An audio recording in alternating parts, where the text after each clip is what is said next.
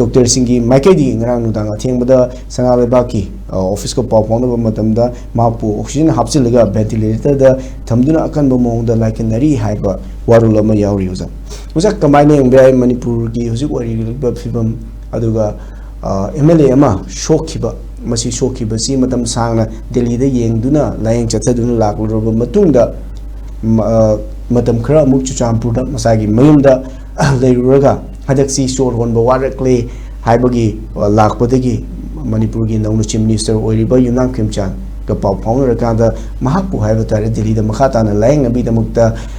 Ifal airport gi pukhibani pukhiba matam da su chief minister masama kasu unaduna khogi hujujik line thariba thanglon gi shigi MLA Vungzagin Valte na halakpa masapa na halakpa du ngairi haidana CM gi makai gi phongdokhiba leibani osa kamaina ozai wakhalonda paw sitabada osagi wakhalda kari phobi kamaina yengbi masimatang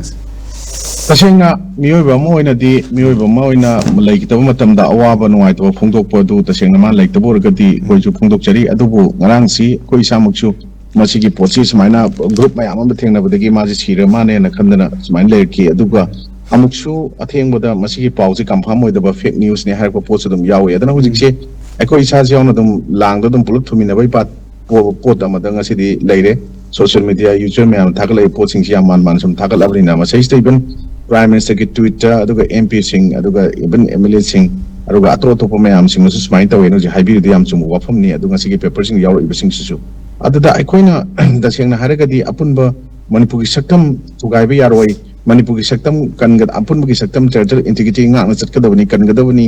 haiba mioi masibani haramagadi mayam jago hodana ngasi se nongai da hong mayam am tawno kusiya adu dasengna haragadi hujik dasengna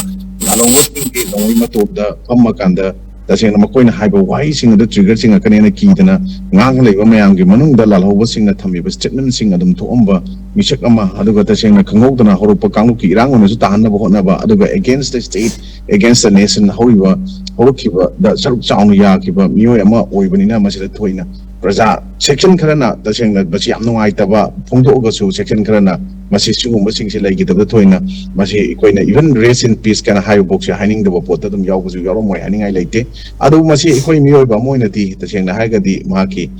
tasengna laigitaba orgadi athoiba aroiba mathong sing pangthoka tasengna ingna chingna mapugi leikonda leibo oisunu hana aigi saidagi thamjari amna chumba kangluki irang sing asidi tasengna harigadi so called elected mayam sing sina ngasidi makoi gi oiba wafam sing tongan ba koi constitution gi wangda adum lawmaker mo oigasu legislature mo oigasu pugang ngambai ponta tarakpa aru hujik supreme court na ngarang na hangi directives amada Constitution के Article 19 Clause 1 Sub Clause A right to freedom of speech and expression sige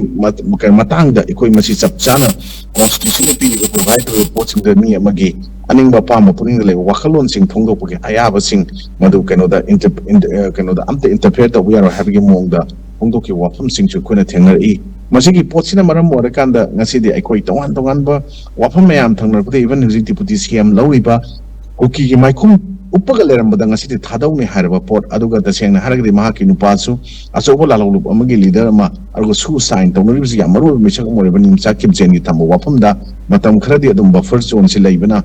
phagani haiba wafam sing aduga ikoi gi leiba naga gi umbrella tupiba kuki gi umbrella tupiba traga maite gi oriba kangu sing si marakta peaceful oiba atmosphere amadi amchu pami haiba marai ani longo mano pot me amanga si kona tari summa mayam sing se kona so called elected sing sinadi ekoi sumba tohon janing dabani tasengna makoi gi lokhapom topa